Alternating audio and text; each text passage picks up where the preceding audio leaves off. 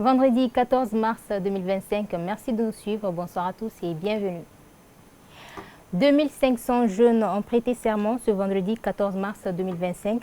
C'est là dans le cadre du programme de stage de formation professionnelle de l'APEJ, une véritable opportunité pour les jeunes d'acquérir de l'expérience et des compétences, de se tester et de développer leur identité professionnelle. Une cérémonie présidée par le Premier ministre chef du gouvernement. Le reportage de Mamadou Doumbia assure dans nos éditions futures. Dans le cadre de la célébration de la Journée internationale des droits des femmes, la rédaction s'intéresse ce soir à une femme qui œuvre dans un domaine encore trop souvent dominé par des stéréotypes et des tabous. Il s'agit de l'urologie, une spécialité médicale dédiée aux affections des voies urinaires et génitales. Parmi les professionnels passionnés de ce métier, nous avons Mme Keita Aïssata Samasekou, figure incontournable de la médecine moderne au CHU du Point G. Mariam Sissoko et Sidiki Touré sont allés à sa rencontre.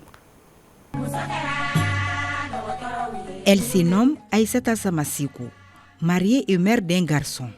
Sur pied depuis 4 heures du matin pour non seulement préparer le petit déjeuner, mais aussi s'occuper de son mari. Madame Keita Aïssata Samasekou fait 1001 choses à la fois. Je suis à pied depuis 4 heures du matin pour faire le petit déjeuner et préparer les enfants pour l'école. Après un bout de temps, elle troque sa robe de maison contre une blouse et direction le bloc pour une opération urgente.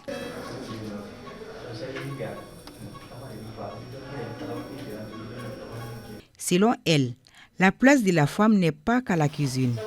Par son courage et sa détermination, Dr Samasekou arrive à concilier sa vie familiale et professionnelle, ce qui demande beaucoup de sacrifices. Moi, je pense qu'être une femme n'est pas une fatalité. Et puis, dire qu'il y a certaines choses pour les hommes et pour les femmes, moi, je n'ai pas d'accord avec ça. Il faut aimer ce que tu fais. Et vraiment aimer. Vu que l'amour vient du fond du cœur. Parce que tu ne peux pas embrasser un métier parce que tu veux gagner quelque chose là-dedans. Non, non, il faut aimer ce que tu fais. Quand tu aimes faire ce que tu as dans la tête, il n'y a pas de question que tu sois homme ou femme. C'est l'amour qui prime. Tenez-vous bien. Elle est la seule femme chirurgienne, urologue, praticienne hospitalière au Mali pour le moment. Elle arrive à briser les stéréotypes dans le domaine sanitaire. Bon, moi je dirais que c'est pas mal vu, c'est même mieux qu'une femme opère un homme. Il y a des hommes gynécologues qui opèrent les femmes, qui voient les parties intimes des femmes. L'urologie, ce n'est pas seulement pour les hommes, c'est aussi pour les femmes. Donc pour moi, que tu sois homme ou femme, ce qui prime, c'est aimer ce que tu fais et savoir faire ce que tu fais, c'est tout. Selon Mme Keita Aïssata Samasekou, vouloir c'est pouvoir, puisque c'est son rêve d'enfance qu'elle réalise. Mais c'est un métier souvent stressant. Au cours de mes stages en urologie, quand j'ai vu le professeur Ouattara opérer, j'ai vraiment aimé et je voudrais vraiment devenir urologue. Et Dieu m'a aidé à devenir urologue. Oui, c'est une réussite. Parce qu'on a un malade qui avait 2 pathologies en même temps, une hernie inguinale bilatérale plus un adome de la prostate. Donc on a pu faire les 2 dans le même temps opératoire. Les patients gagnent et nous aussi on gagne. Au dire de son mari, le parcours de sa femme fait honneur à la gente féminine, car elle arrive à bien jongler son foyer et son boulot. C'est juste une question de compréhension. Hein, comme vous avez vu là, le matin j'aime prendre la bouille. Vous voyez, elle se lève très tôt pour me préparer à prendre ça. Donc, c'est une femme extraordinaire. Elle est exemple quand même qu'il faut suivre. C'est pas parce que tu as un tel niveau d'instruction que tu respectes pas ton mari. Juguler le travail et le foyer, c'est pas facile. Mais bon, elle quand même, elle arrive à me donner une satisfaction. Ses collègues et sa famille admirent son courage. Ils invitent en outre les autres femmes à emboîter les pas du docteur Aïssata Samasekou, surtout dans ce domaine. Pour apprécier la bonne dame là, c'est la seule femme urologue au Mali. Et elle aime son métier. Elle l'a fait avec toute honnêteté et toute franchise.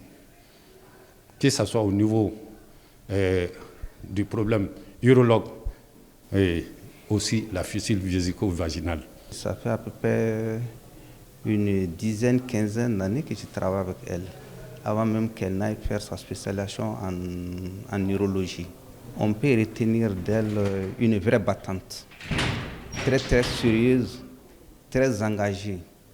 Elle aime son métier, elle est engagée, vraiment elle est dévouée. Et vraiment, sans elle d'ailleurs, les ficeleuses aujourd'hui seraient très très difficiles, car elle est à côté de ces ficeleuses nuit et jour. Tout ce qui se passe par rapport à la prise en charge des ficeleuses, aujourd'hui c'est Dr Samasikou. Parce qu'on connaît, on a fierté de motiver à fierté.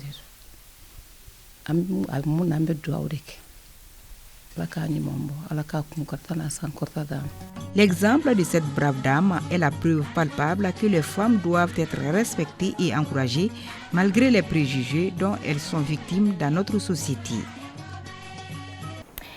Le mois de Ramadan rime avec congé chez certaines gargotières. Un changement de programme s'impose donc chez ces dernières dont le rythme de travail passe de la journée au petit soir. Cette situation est une aubaine pour la plupart d'entre elles, notamment les vendeuses de beignets qui voient leur chiffre d'affaires augmenter. Tanavet Sangari pour les détails.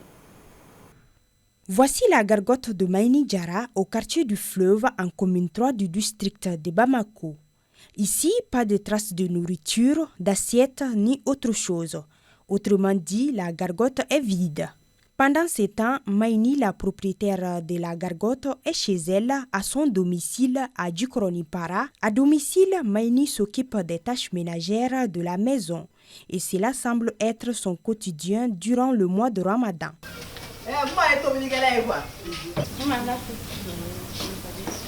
Sungalo mana jodoro ne kon galla yini ne te firike kwa ne sungalo kalo kilimbla obegenga lafiai.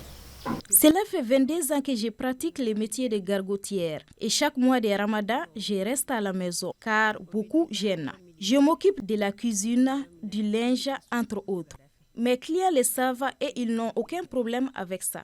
Kilambe bado ko ni sungalo sira kon ne te firike. Beba kalam. Gargotière de renom, on se demande comment Maïni fait pour laisser ses clients durant tout un mois.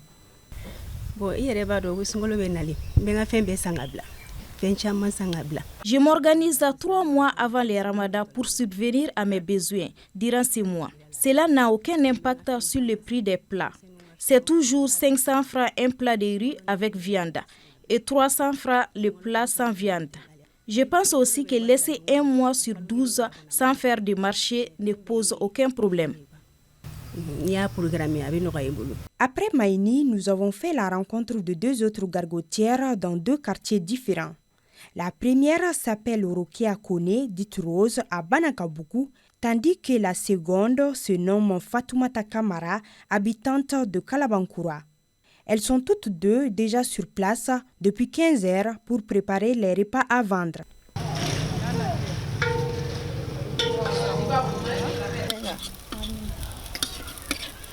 Parce que tout le monde a déjà voilà,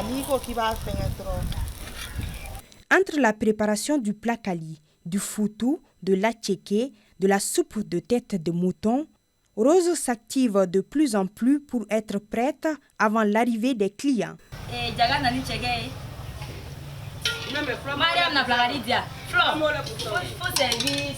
Et parmi les clients de Rose se trouvent ces 3 jeunes. C'est aujourd'hui seulement que je suis venu parce que je n'ai pas jeûné aujourd'hui. Même quand je jeûne, après la rupture, je viens acheter à checker. C'est un coin que je fréquente tous les temps. Vous voyez, vers la rupture, 18h, on vient nous faire des plats. Et faire des plats de soupe. Vous voyez, donc elle vend ça, on vient le soir vers les 18h pour venir récupérer les plats pour la rupture, quoi, vous voyez. Voilà. Les soirs, on vend un peu beaucoup plus que les matins, parce que c'est Ramadan. Sinon, l'habitude, on vend tout le temps, matin comme le soir. Mais comme c'est Ramadan, là, le matin, on fait un peu pour les enfants qui n'arrivent pas à jeûner. Il y a des grandes personnes qui ne se sentent pas bien et ils ne peuvent pas jeûner. Donc, on est obligé de faire un peu pour pouvoir... Pour ne pas que les gens manquent de nourriture dans le quartier. Comme ce n'est pas tout le monde qui peut jeûner. Donc, on fait un peu pour que ceux qui ne gênent pas gagnent un peu pour manger. Et malgré que c'est Ramadan, le soir après la rupture, ça va un peu. C'est ce que ça va, mais ce n'est pas comme les autres mois, mais on ne se plaint pas. Ça va, avec le peu qu'on gagne. Quant à Fatoumata, la seconde gargotière, elle trouve que le marché est florissant. Avant, je vendais du djouka, du spaghetti, du haricot et bien d'autres à la porte. Les années passées durant le ramadan, je recevais moins de clients. Cette année, j'ai changé d'activité pour vendre des galettes, de la soupe de bœuf et du jus de fruits. Le tout est vendu à 2000 francs CFA. Je publie l'image des plats sur mes différents réseaux sociaux. Mes proches en font de même. C'est pourquoi je reçois des clients de diverses localités. Ils font leurs commandes. Ensuite, le livreur leur livre chez eux. Cependant, nous prions pour une fin heureuse de ce mois de Ramadan afin que tout le monde retrouve son rythme d'antan. Un mot de culture dans ce journal. Depuis plusieurs années dans notre pays, à la 10e nuit du mois de Ramadan, les fidèles s'aventurent dans cette pratique appelée Yogoro, des mises en scène qui rythment les rues où les jeunes garçons jouent le bouffon. Quant aux filles, elles font ce qu'on appelle Salawalewale, deux pratiques qui ont tout leur sens. Bagadi Kabadiakite pour les détails.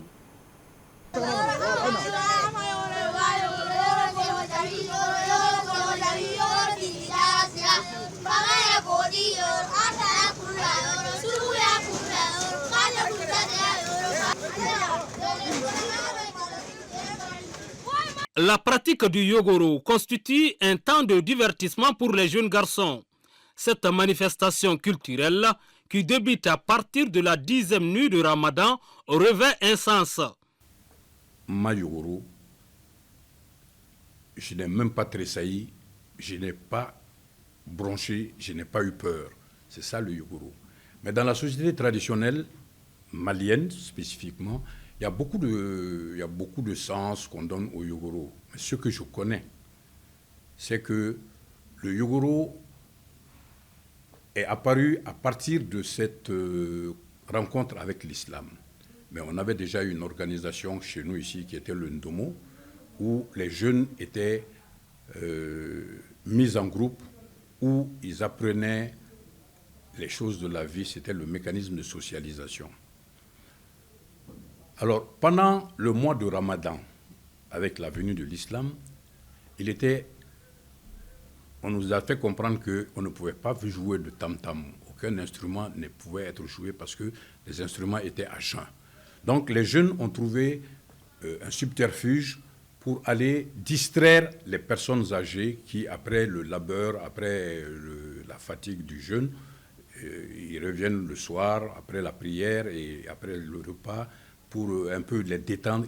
Une grande différence existe entre le Yogoro d'hier et à celui d'aujourd'hui, nous explique le spécialiste de la culture. Les enfants ne viennent plus pour distraire les personnes, les enfants viennent chercher de l'argent. Ce n'est pas la même chose. Et les enfants entrent dans n'importe quelle famille. Hors de ce temps, vous, l'autre, lui et moi, on partait soit chez vous, soit chez eux, soit chez ceux-ci, ainsi de suite. Ils ne savent même pas comment réciter les chants, comment faire les chants, comment faire les danses du Yogoro. Quand tu leur dis Musogoroni Kunje ou Leru Leru Kanatama Koda la Leru Leru Inabi Koji la Leru Leru Koji Dumba la Leru Leru et automatiquement quand le Dodoni tombe, c'est le personnage principal tombe, Chao Iteuliwa Dodoni Sato, Chao Iteuliwa Dodoni Sato. Et quand on lui amène ça, il dit Etiso, c'est comme s'il renaissait à la vie. Ces jeunes ne dérogent pas à la règle et ils s'emploient à leur niveau pour vivre cet événement annuel.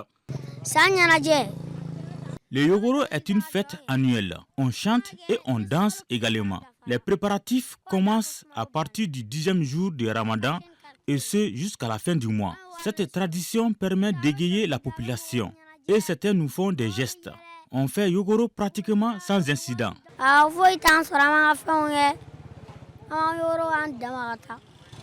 Les parents ont aussi un rôle à jouer pour faciliter la pratique aux enfants et surtout en veillant sur leur sécurité en milieu urbain. Il est du devoir des parents, n'est-ce pas, de faire une petite initiation, n'est-ce pas, de les apprendre, n'est-ce pas, par rapport à la bonne prononciation, n'est-ce pas, de ces chansons-là et leur conseiller aussi par rapport au bon comportement, c'est-à-dire quand ils rentrent, n'est-ce pas, chez les gens, Il est du devoir des parents de contrôler, n'est-ce pas, les enfants, n'est-ce pas, par rapport à leur âge, quoi.